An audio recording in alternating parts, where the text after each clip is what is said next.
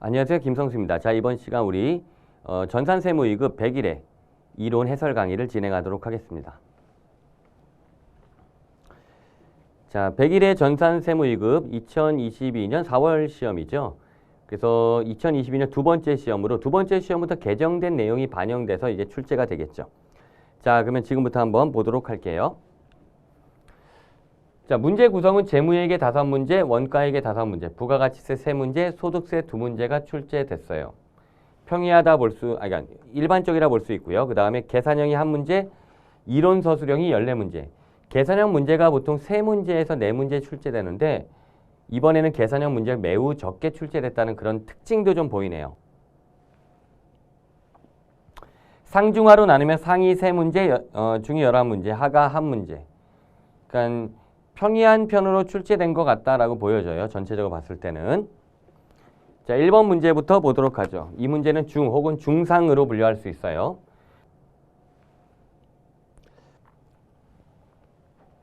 다음 중 일반 기업회계 기준상 유가증권에 대한 설명으로 틀린 것은 1번 매도 가능 증권의 취득 시점에 제공한 대가 외의 매입 수수료, 이전 비용은 수수료로 처리한다.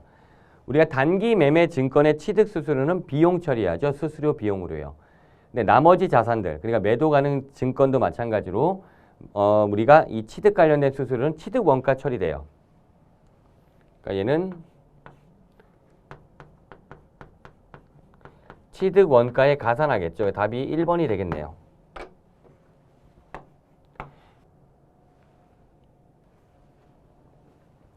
나머지 보기들을 좀 보면은 2번 단기 매매 증권이나 만기 보유 증권은 분류되지 않으면은 매도 가능 증권으로 분류한다. 이건 옳은 지문으로 보시면 돼요.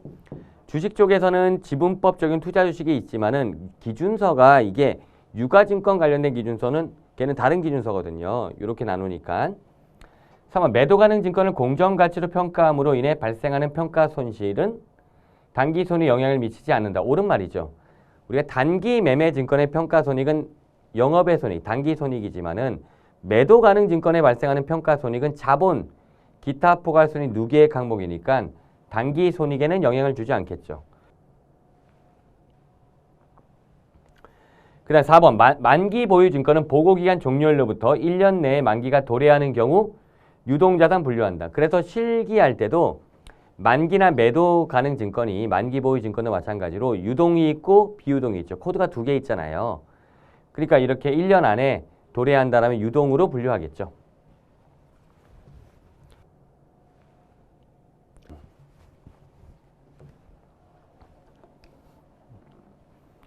(2번) 다음 중 판매비와 관리비 항목이 아닌 것은 자, 그러니까 영업의 손익하고 판관비를 구분하는 문제, 뭐 중이나 중하 정도 되는데 영업의 비용을 한번 정리해 볼게요.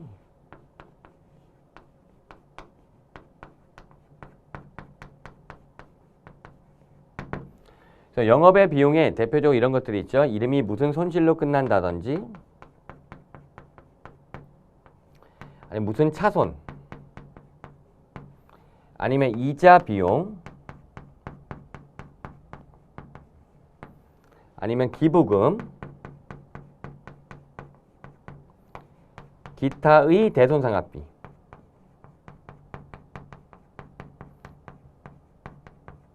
이들이 가장 대표적인 영업의 비용이라 보시면 돼요. 그래서 1번의 회계팀 직원의 급여는 판관비,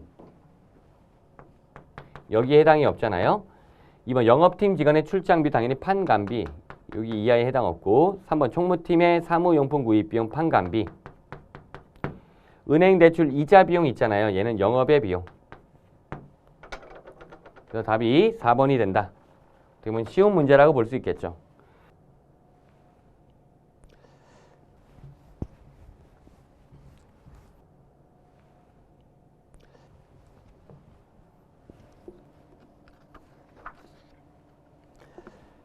자, 3번 문제 볼게요. 자, 다음은 수익의 인식에 관한 설명이다. 옳지 않은 것을 물어봤네요. 1번 위탁 판매의 경우 위탁자는 수탁자가 제3자에게 제약을 판매한 시점의 수익 인식. 옳은 말이죠. 위탁 판매에서는 위탁자는 언제 수익을 인식해요? 수탁자가 제3자에게 제약을 판매하는 시점에 수익 인식하죠. 2번 상품권의 경우 상품권을 회수하고 제한을 인도하는 시점의 수익인식. 옳은 말이죠. 상품권의 경우에는 상품권을 회수하는 시점. 이때 수익인식하니까. 3번 공연 입장료의 경우 행사가 개최되는 시점. 이것도 맞죠. 공연 입장. 행사가 개최되는 시점에 수익인식하죠. 4번 일반적인 상품 및 제품 판매의 경우 대금을 회수하는 시점의 수익인식. 답이 4번이네요. 일반적인 상품 및 제품 판매 언제 수익인식해요? 인도 시점, 넘기는 시점.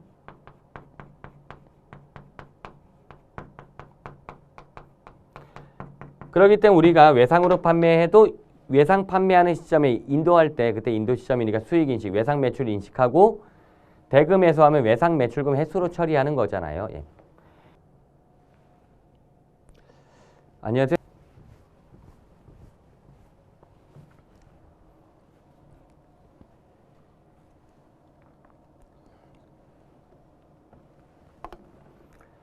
(4번) 자, 얘는 상, 중상 혹은 상.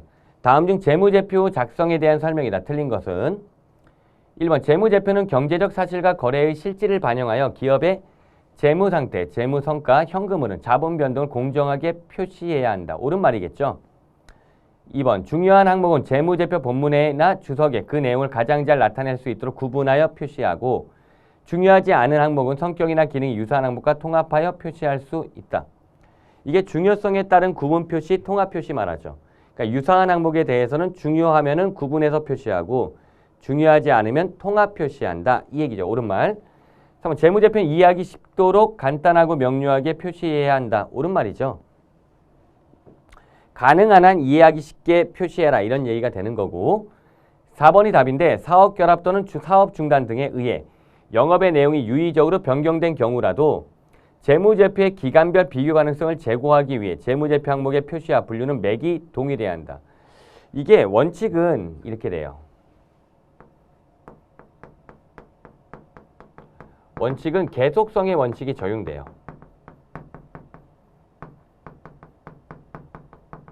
근데 예외가 있어요. 얘는 이 계속성의 원칙이 깨지는 거지. 회계 변경이 가능하다. 그러니까 우리가 재고자산에 대해서 상품에 대한 평가 방법을 선입선출법을 썼으면 당연히 원칙적으로는 매 연도마다 선입선출법을 적용해서 상품에 대한 평가를 하는 게 맞는데 예외가 있는 거죠. 그게 회계 변경의 사유고요. 그 회계 변경의 사유면은 다른 걸로 변경할 수 있다. 그런데 여기 보면 사업 결합 또는 사업 중단 등에 의해 영업의 내용의 유의적인 변경. 이거는 회계 변경의 사유가 돼요. 그런데 이런 경우라도 매기 동일하게 적용해야 한다니까 틀린 지문이고 조금 여기가 내용이 그래도 지문도 길고 난도도 있어서 상으로 체크했어요.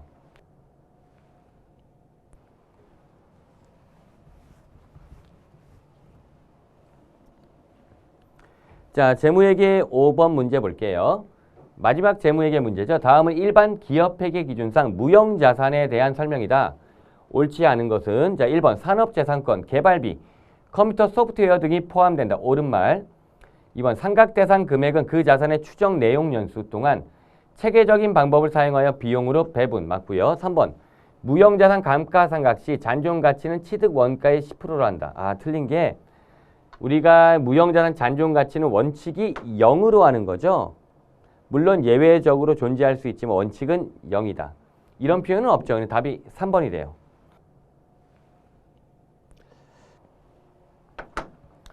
(4번) 상각기간은 관계법령이나 계약에 정해진 경우를 제외하고는 20년을 초과할 수 없다. 옳은 지문이죠.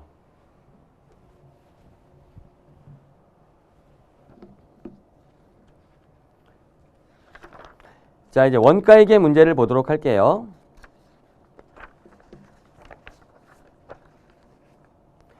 제조 원가 항목이 아닌 것은 이거 하에에 해당이 되는 문제죠. 생산시설 전기요금은 제조 원가가 되겠죠. 공장 관련된 건 다 제조 원가니까 공장 건물에 대한 감가상각비도 제조 원가. 판매사원 급여의 특별상여금 이거는 판관비죠. 생산지 근로자 연말정산 제조 원가가 되겠죠. 답이 3번이 되는 거죠.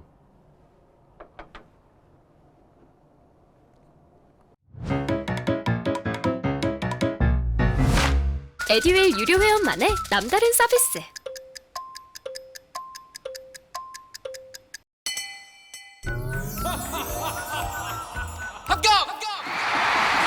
합격하고 돈도 받는 혜택. 오직 에듀윌 유료 회원에게만. 에듀윌. 무료 합격!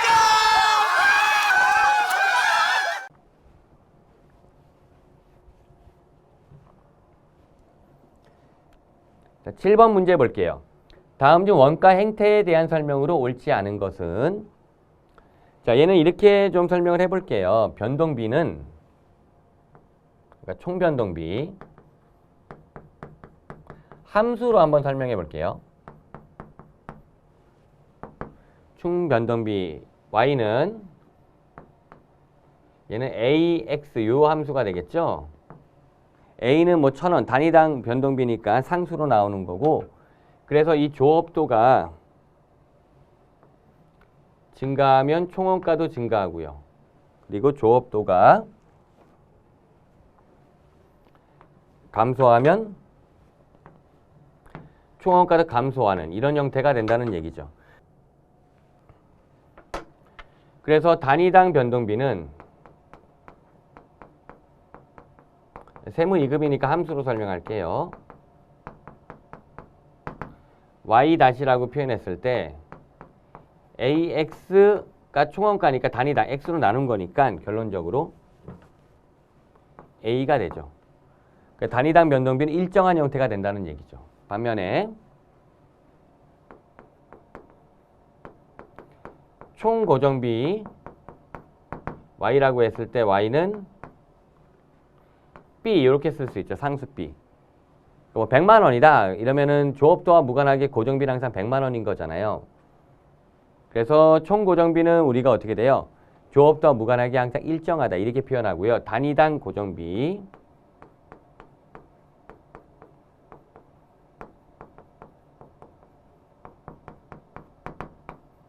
y-를 한다면 얘는 총고정비를 x로 나누면 되겠죠. 그러면 조업도 x가 증가하면 단위당 고정비 감소하겠죠.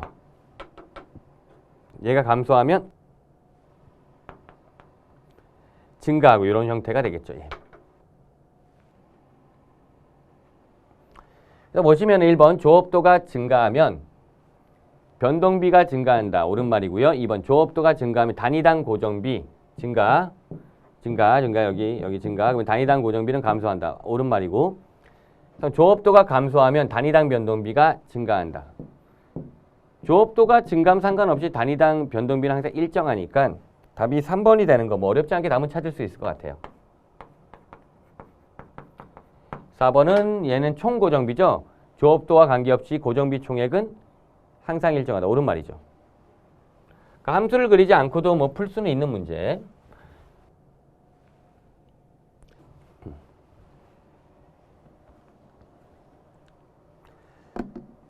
8번 문제. 다음 중 보조 부분 원가의 배분 방법에 대한 설명 가장 옳지 않은 것은? 보조 부분 원가 배분이 나와요. 그러면 기본적으로 누가 나오냐? 직접 배분법, 단계 배분법, 상호 배분법이라는 방법들이 나오겠죠. 직접 배분법이란 거는 보조 부분끼리 주고받는 용역을 무시하는 방법이고, 단계 배분법은 일부만 고려하는 방법, 상호 배분법은 보조 부분끼리 주고받는 거 완전히 고려하는 방법이 되겠죠. 그래서 직접 배분법은 그래서 간편한 장점이 있지만은 정확성이 떨어지고, 상호 배분법은 계산이 복잡하지만 정확하다라는 장점이 있겠죠. 한번 볼까요? 보조 부분 원가의 배분 방법 중 보조 부분 간의 용역 수수 관계를 완벽하게 고려하고 정확하게 계산하는 방법은 상호 배분법이 되겠죠. 이번 단계 배분법 우선순위가 높은 보조 원가를 우선순위가 낮은 보조 먼저 배부하고 배부를 끝낸 보조 부분에는 다른 보조 원가를 재배부하지 않는 방법. 옳은 말인데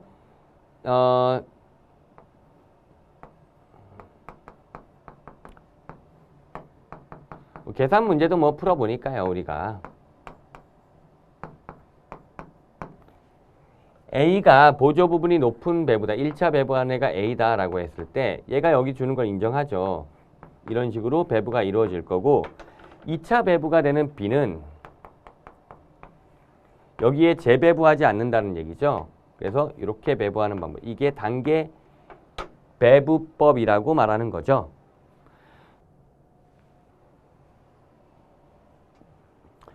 3번 직접 배분법은 보조 부분 간의 일정한 배부 순서를 결정한 다음 그 배부 순서에 따라 보조 부분 원가를 단계적 배부하는 방법. 3번은 직접 배분법에 대한 설명이 아니라 단계 배분법에 대한 설명이니까 답을 찾는데 크게 어렵진 않아요. 4번은 단계 배분법은 보조음 상호 간의 용역수수 관계를 일부만 반영하는 방법. 옳은 말이죠.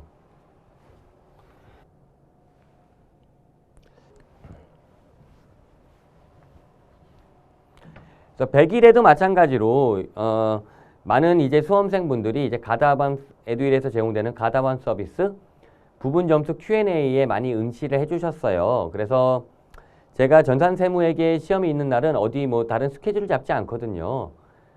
웬만하면 부분 점수 Q&A 올라오면 그 실시간으로 좀 답변을 드리려고.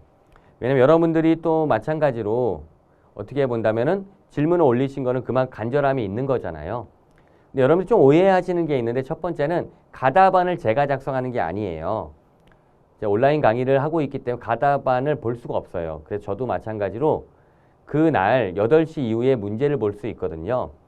그래서 내용에 대한 질문은 제가 답변을 못 드려요. 예를 들어 이 8번인데 왜 8번에 뭐 예를 들어 2번 답이 아니에요 이렇게 물어보면 제가 이 문제를 모르기 때문에 답을 못 드리거든요. 그래서 거기는 이제 부분 점수 Q&A 관련된 것을 중심으로 질문해 주시면 되는 거고요. 그리고 또 하나는 뭐냐면 만약에 그게 내용이 궁금하시면 여러분들이 직접 이거를 워드를 쳐서 질문해 주세요. 그러면 제가 가다반의 답과 여러분 올려주신 문제를 보면 제가 확인이 가능하니까요. 그리고 두 번째는 에듀윌에서 올라오는 가다반 아주 빠르게 올라오더라고요. 그 빠르게 올라오는 가다반이 처음에 하다 보면 조금 오류가 날 수 있거든요. 그래서 계속 갱신돼서 업데이트가 돼요. 그래서 업데이트 되는 것도 확인해서 좀 여러분 확인해 보시면 좋을 것 같고요. 그 다음에 이제 부분 점수와 관련돼서는 뭐 제가 얘기한 게 100%로 맞지는 않는데 대략 그 정도로 이제 채점이 이루어진다는 걸 얘기를 드리는 거고 부분 점수 Q&A가 또 의미가 있는 게 이렇게도 이제 얘기 드리거든요. 이거는 가다반이 발표가 되고 아니 그냥 거기 세무사에서 이제 정답이 발표가 되고 또 질문 올려주세요. 왜냐면 이건 이의 신청이 가능하다. 충분히 득점이 될 수 있다. 이렇게 판단되는 것들이 있거든요. 그러면 여러분들이 그걸 통해서 또 이의 신청을 해서 추가 점수를 받는 것도 중요한 거니까요. 자, 그러면 이제 9번 문제 볼게요.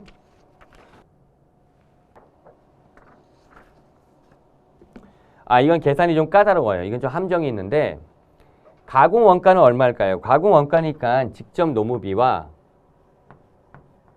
DL과 제조 간접비의 합계를 말하는 거죠. 그러니까 직접 노무비는 여기서 찾을 수가 있고 30만 원. 그 다음에 변동 제조 간접비도 제조 간접비니까 얘도 마찬가지로 제조 간접비가 되는 거죠. 근데 여기 변동 제조 간접비는 총 제조 간접비의 50%란 말 있죠. 이거를 해석을 잘해야 돼요.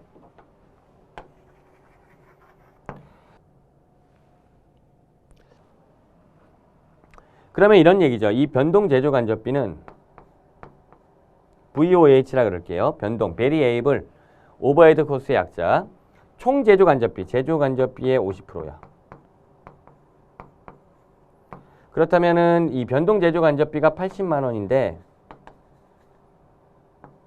50%에 넘어가면 나누기 0.5가 돼서 총 제조 간접비는 160만 원이 되는 거예요.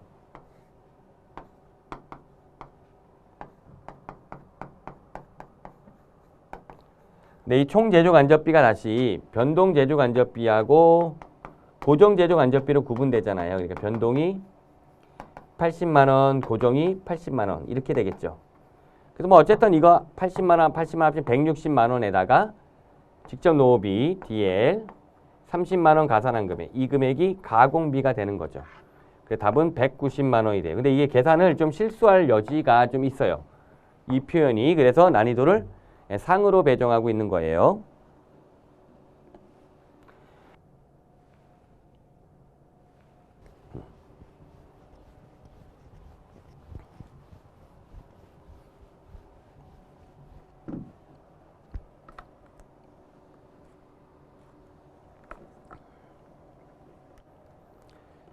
자, 10번 문제 개별원가 계산과 종합원가 계산에 대한 설명으로 틀린 것은 1번 개별원가 계산은 직접 재료비, 직접 노비, 제조 간접비로 구분하여 작업 원가표에 집계한다. 옳은 말이죠.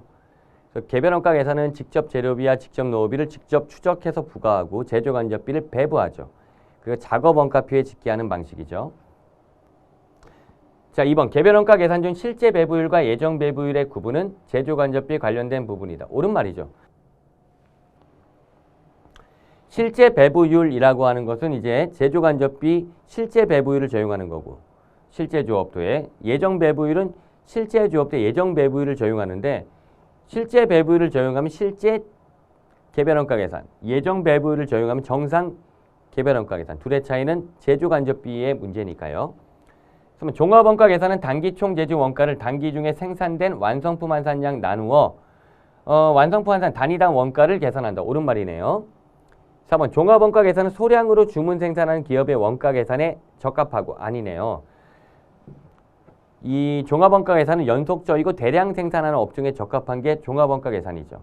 소량 주문 생산에 적합한 거는 개별원가 계산이 되니까요. 옳게 고치려면 이렇게 개별원가 계산은 소량으로 주문 생산하는 기업의 원가 계산에 적합하고 이 종합원가 계산에 비해서 개별원가 계산이 제품별 원가 계산이 보다 정확하다. 그러니까 이 둘이 바뀌어야 돼요. 종합과 개별이. 그러면 옳은 말이 되겠죠. 부가가치세 문제 보도록 할게요. 11번 다음은 부가가치세법상 부수재화 및 부수 용역의 공급에 관한 사례이다. 다음 중 부가가치세가 면세되는 것은 이게 좀 어려운 문제예요. 1번 조경공사 업체가 조경공사에 포함하여 수목을 공급하는 경우 이거는 조경공사 사업체는 과세사업자가 되는 거죠. 이건 주된 거래. 조경공사라면은 수목을 공급하고 이럴 거 아니야. 주된 거래에서 발생하는 건데 이 수목은 면세지만은 주된 거래가 과세니까 얘는 과세가 돼요.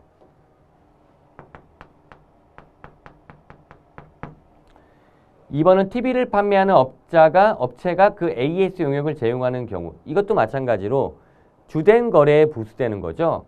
그래서 TV를 판매하는 게 과세니까요. AS 당연히 과세가 되겠죠. 그래서 주된 거래에 부수가 되는 경우에는 주된 거래를 따라가면 돼요. 3번 은행에서 업무에 사용하는 차량을 매각하는 경우 자 이거는 어떤 거냐면 주된 사업에 부수되는 거예요. 왜냐하면 은행에서 자동차 파는 게 주된 거래는 아니잖아요. 반면에 보세요. 이거 구분 잘 못하는 분들이 있는데 조경공사업체가 조경공사 해서 뭐 수목 신고 이런 거는 주된 거래가 맞아. TV 판매하는 애들이 AS 하는 게 주된 거래가 맞아.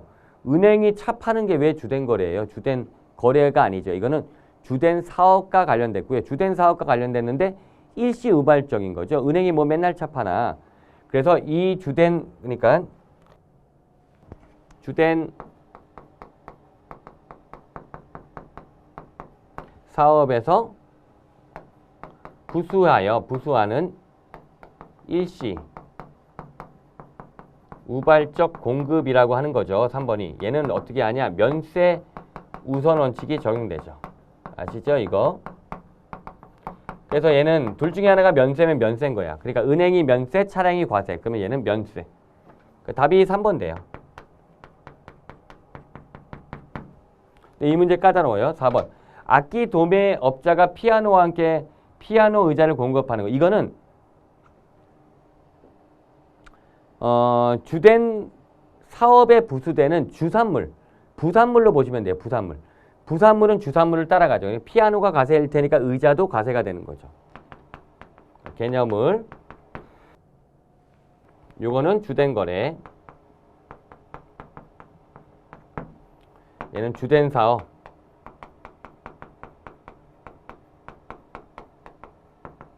일시 우발적 공급. 얘는 부산물. 이렇게 구분해서 문제를 풀면 되는데 사례형이고 이 문제가 제가 볼 때 난도가 제일 높았던 까다로운 문제예요, 사실.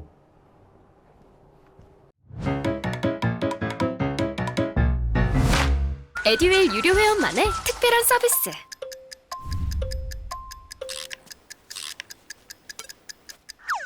하치하차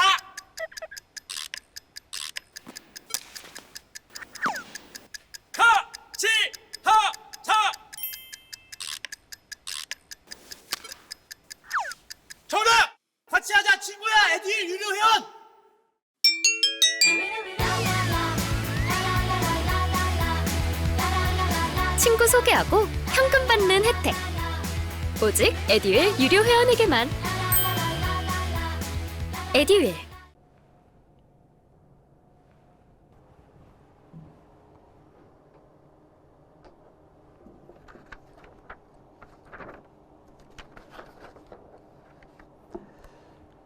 (12번) 자, 부가가치세 환급 관련된 설명이다. 옳지 않은 것을 물어봤네요.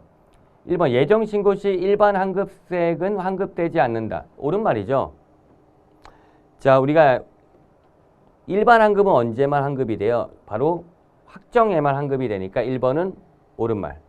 2번 조기 환급은 조기 환급 신청 기한 경과 후 15일 이내 관할 세무서장이 환급한다. 옳은 말이죠. 일반 환급은 여기 신고 기한 경과 후 30일 이내 환급. 조기 환급은 15일 이내 환급. 날짜가 중요했어요. 3번. 조기 환급을 신고할 때에는 조기 환급 기간의 매출은 제외하고 매입만 신고할 수 있다. 얘도 조금 까다로운데 3번이 답이에요. 4번을 먼저 볼게요. 사업자가 사업 설비를 취득하였다면 조기 환급 신고할 수 있다. 조기 환급 대상이 있는 거죠. 두 가지인데 첫 번째가 뭐냐면 바로 영세율 사업자인 경우, 두 번째가 설비 투자한 경우죠. 그래서 우리가 그 세금 계산서 매입을 일반 매입과 고정자산 매입을 구분하는 것도 그러한 이유 때문에 그래요.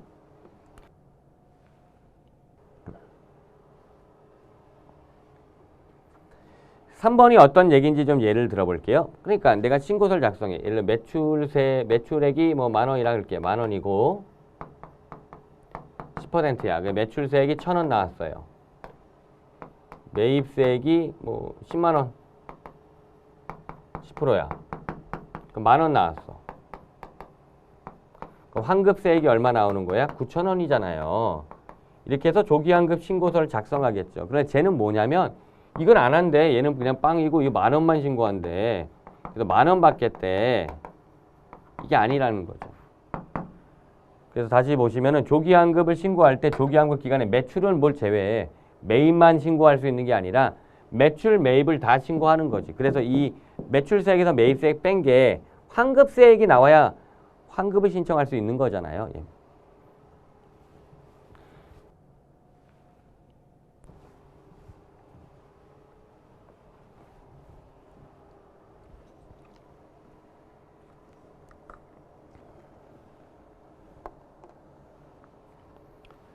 (13번은) 이제 부가가치세법상 세금계산서에 관한 설명이다. 옳지 않은 것은 참고로 말하면은 이제 2022년 그 두 번째 시험이죠. 4월 시험부터는 개정된 내용이 출제될 수가 있어요. 근데 잘 나오진 않거든요. 근데 이번에도 개정된 거, 그러니까 2022년 개정된 내용은 안 나오더라고요. 6월부터는 좀 잘 나오는데 일반적으로 물론 4월 시험부터 나올 수는 있는데 예, 그게 아직 개정 뭐 된 지가 별로 몇 개를 안 되니까 예, 바로 내진 않더라고요, 보통. 근데 어쨌든 나올 수 있었는데 뭐 이론에서 나온 건 없더라.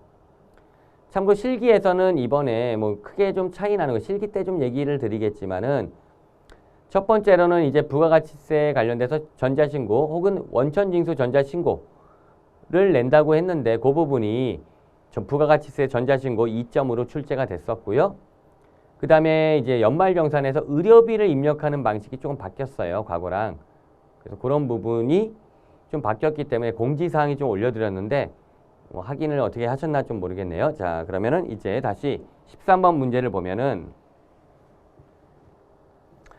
1번, 자, 옳지 않은 걸 물어봤고 세금계산서 발급 후 계약의 해제로 재화가 공급되지 않은 수정세금계산서를 작성하고자 하는 경우 그 작성일은 처음에 발급 세금계 작성일을 기입한다. 이런 문제에서 중요한 게 이 부분인데 얘는 계약의 해지죠. 이러면은 여기 원래 처음에 작성일이 아니라 이 해제가 있는 날, 해지일이라 할게. 해지일, 이날을 공급 시기로 마이너스 세금계산서를 작성하는 거죠. 계약의 해제일 혹은 해지일, 해제라 할까? 여기선 이날을 공급 시기로 해서 마이너스 세금계산서를 작성하는 거죠. 1번이 그 답이에요. 틀린 말. 옳은 걸 보면 2번은 세금계산서 발급 의무자는 부가가치세가 과세 대상 재화 또는 용역을 공급하는 사업자가 맞고요. 세운기한서는 공급하는 사업자가 공급자 보관용과 공급받는 자 보관용 두 매를 작성해서 공급받는 자 보관용을 거래 상대방에 교부한다. 옳은 말이죠. 과거에 종이로 할 때 이렇게 했죠. 공급자가 하나 갖고 공급받는 자가 하나 갖고 그리고 양쪽이 증빙으로 이제 있다는 걸 첨부해야 되겠죠. 나중에. 자, 근데 지금 전자신고 됐으니까 이게 자동으로 되고 있는데요. 자, 4번. 세운기한서는 과세사업자가 재화 또는 용역을 공급할 때 부가가치세를 거래 징수하고 그 거래 사실을 증명하기 위해 공급받는 자에게 발급하는 것이 맞죠. 공급자가 공급받는 자한테 발급하는 게 세금 계산서라는 거죠.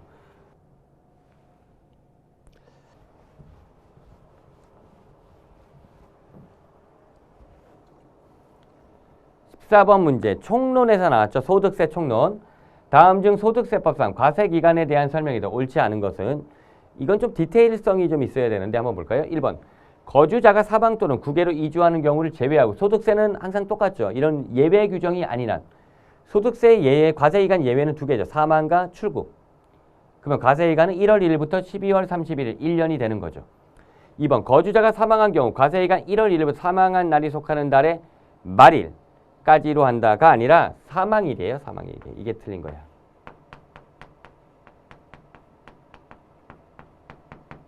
좀 다르지. 11월 2일 날 사망하셨는데 거주자가 예대로 하면 11월 31일이 되는 거고 사망한 날까지는 11월 2일이 되니까 좀 다르지.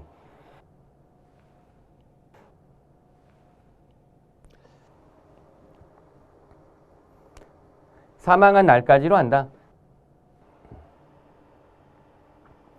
3번 소득세법은 과세기간에 임의로 설정하는 것을 허용하지 않죠. 거주자가 국외로 이주하여 비거주가 되는 경우 과세기간은 얘도 마찬가지 1월 1일부터 출국일까지죠. 예. 출국한 뭐 날의 말일 이런 의미가 아니잖아요. 예, 답이 2번.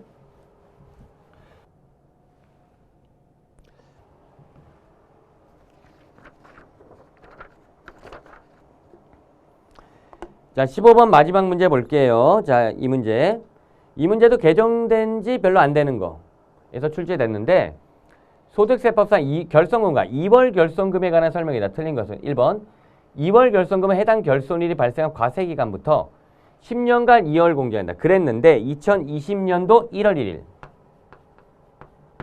1월 1일 분부터는 2월 결손금이 15년이죠. 15년 으로 개정됐죠. 2020년 1월 1일 과세기간부터 발생한 결손금에 대해서는 15년간 2월 공제한다니까 답이 1번. 이런 것들은 이런 숫자 나오는 것들 세법에서 이런 것들이 중요하죠. 2, 3, 4는 다 옳다는 건데 옳은 거 한번 볼게요. 해당 과세기간의 소득금액에 대하여 추계 신고할 때에는 2월 결손 공제가 원칙적 불가능하겠죠. 추계 신고에 대한 어떤 얘는 제재죠. 어떻게 보면.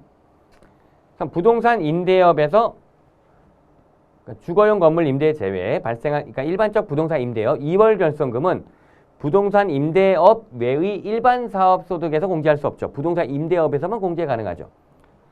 해당 과세기간에 결손금이 발생하고 2월 결손금이 있는 경우에는 자, 둘 중에 누굴 먼저 해요? 결손금을 우선 공제하고 2월 결손금을 공제한다는 거죠. 그래서 답은 1번이래요. 결손금과 2월 결손금도 주로 좀 물어보는 파트가 되잖아요. 자, 여기까지가 이제 101회 우리가 전산세무 2급 이론시험 문제 확인해 봤고요. 이론을 항상 강조하는 게 여기서 최소한 12문제 이상 맞으면은 여러분들 실기에서 뭐 연말경산이나 부가세 신고서가 좀 까다롭다 하더라도 합격하는 데 지장이 없어요. 그러니까 이론을 좀 잘해서 여러분들 합격하는 지장 없이 대비하는 게 매우 중요하다 이렇게 생각이 드네요. 자, 여기까지 하고 강의 마칠게요. 예, 수고하셨습니다.